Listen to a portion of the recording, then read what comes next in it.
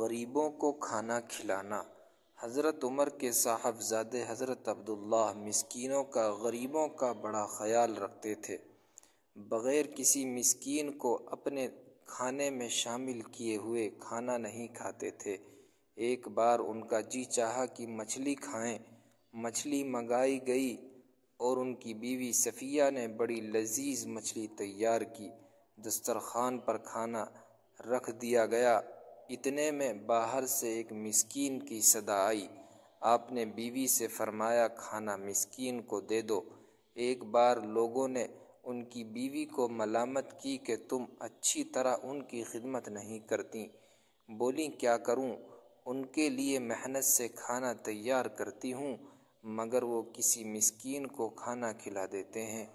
ان کو پیٹ بھر کھانا کھلانے کے لیے بیوی نے یہ ترکیب کی کہ ان فقراء و مساکین سے جو آپ کے راستے میں بیٹھا کرتے تھے کہلا بھیجا کہ اب ان کے راستے میں نہ بیٹھا کریں۔ اگر وہ تم کو گھر سے بھی بلوائیں تو مت آیا کرو۔ ایک بار وہ مسجد سے نماز پڑھ کر باہر نکلے تو راستے میں کوئی مسکین نظر نہیں آیا۔ انہیں ان کے گھر سے بلوا بھیجا مگر وہ لوگ نہ آئے۔ بغیر مسکین کو شریک کیے ہوئے وہ کھانا کب کھاتے تھے؟ چنانچہ اس رات انہوں نے بھی کھانا نہیں کھایا اور بھوکے ہی سو گئے۔